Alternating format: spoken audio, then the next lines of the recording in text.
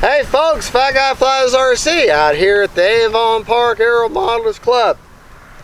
Flaps waving to you.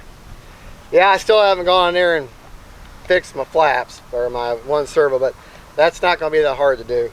What I'm going to do is I'm going to put the hold the foam glue on both sides of the hinge, and that should be just enough resistance, number one, to protect the hinge for long-term use, but also should be just enough resistance to interrupt that cycle to where this aileron or this flap should stop fluttering. I went in there. I will be getting the video out very soon. I've got to make it first on how to turn the differential thrust on and off, how to program reverse, and it's actually not hard. It's more about the timing than it is anything else, but I'll explain that in the video. But as of right now, this twin timber, other than the servo flap fluttering, is right back to where it should be stock. The ESCs are calibrated properly. The differential thrust is working properly. I've got everything enabled, reverse, everything. So let's take her up in this crazy wind and practice landing at this incline with the wind from a different perspective. Remember, when you come out to the field, and just because it's so windy and you don't even want to try to land on the runway because it's cross breeze, find a different part of the field. Find somewhere else where you can land safely and where you feel comfortable at it. Sometimes changing your perspective is a good thing. And on top of that, it helps build muscle memory because you're flying and landing from an area that you're not used to. And that's a good way to challenge yourself. All right, let me get the plane down, put her out here. And whoa, that wind. I'm going to fly in my high rates, which high rates for me by the book. No, actually, I went back and I changed it. I'm doing 100% throws over 30% expo, and yeah. Timer set for 5 minutes. Run a 4000 Smart Tech or Smart battery in her. Try to find my battery. Yeah, I still got plenty of battery, so probably won't fly the full 5 minutes. But that's high rates. So you can see I got the full deflection. And let me make sure real quick on my elevator. Yep. Full deflection. Alrighty, folks, here we go. Turn the motor.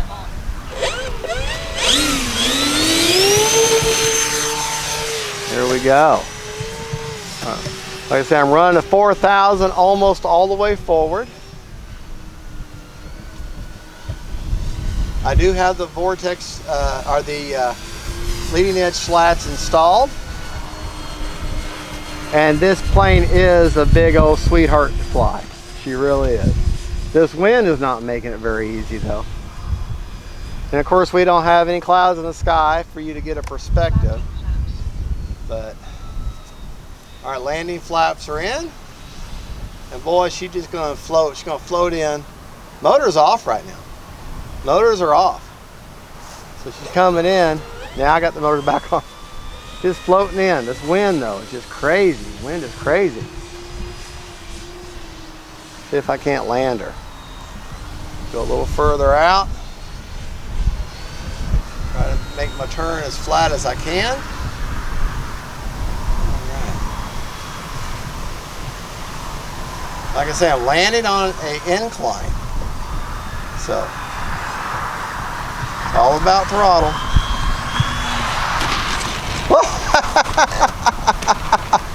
Help me, help me! Flaps up. Alright.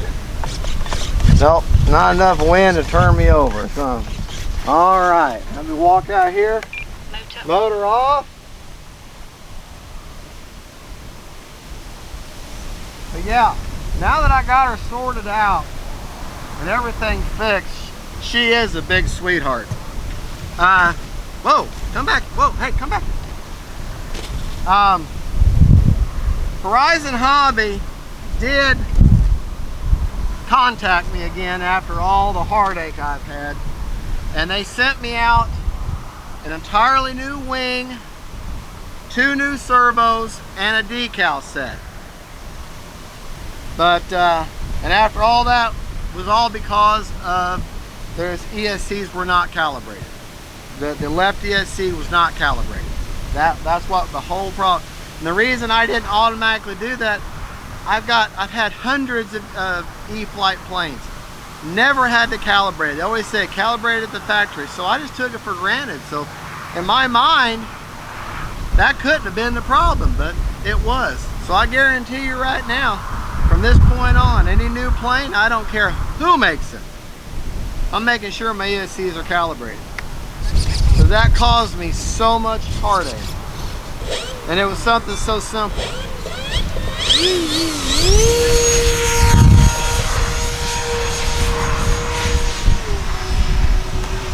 Alright, let me get back here.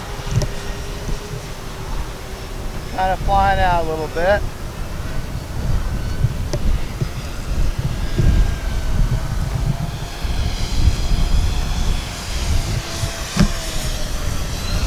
Take her around one more time. Hope my cameraman doesn't let me walk backwards into something. I'll stay right here. Here we go. We're going to put the flaps down. We're going to float this plane bad boy in.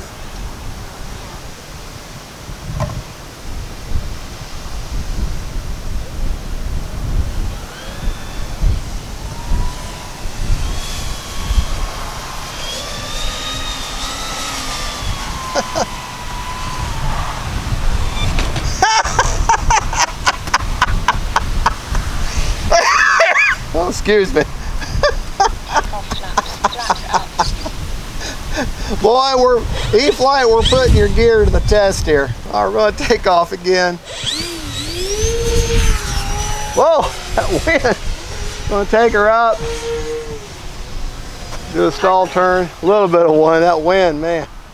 Going to land this time with no flaps. Woo! Oh boy.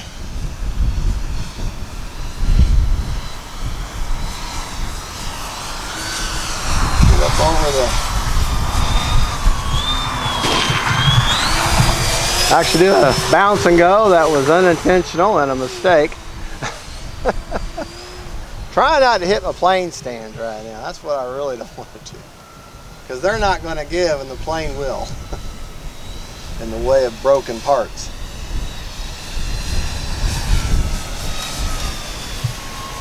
Like I said, I don't have flaps in right now, so.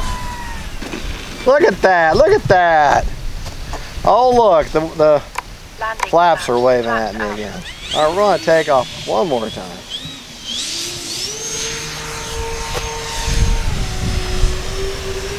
Get a little bit of a knife edge there. A little bit of one, kind of sloppy one. We're just enjoying this crazy wind and landing on an incline, which definitely makes the whole level of degree harder.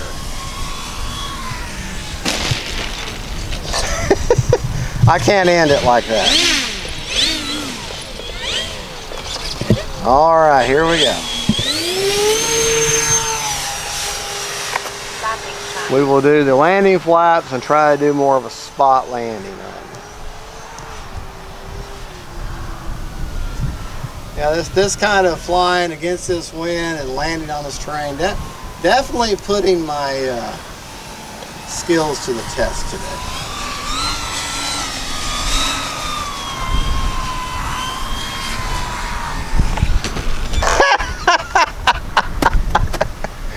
Okay. Now, I gotta get turned around here. Let's see if I can do this.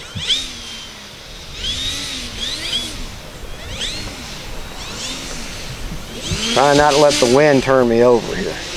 All right, now the wind should be pushing that wing down. Now here's where I'm gonna be at danger, coming this way. Take it slow.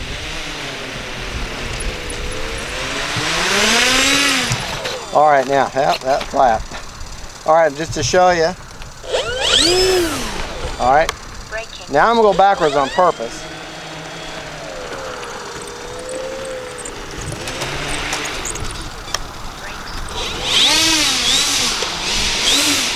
Okay. All right, now I'm gonna show you the braking this way. Yeah, that flat.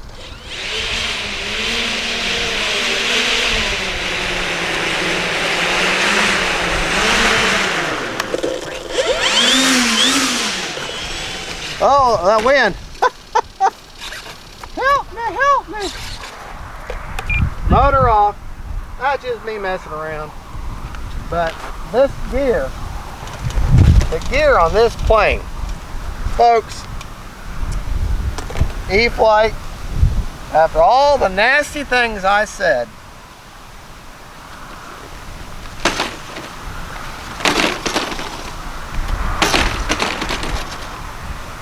that's great gear. That is awesome, awesome gear. And I don't have no production model that they got in the studio and they got a supply of spare parts. That's my $379. And I'm willing to put it to that kind of a torture test. That gear, if you break this gear, then you're really having problems.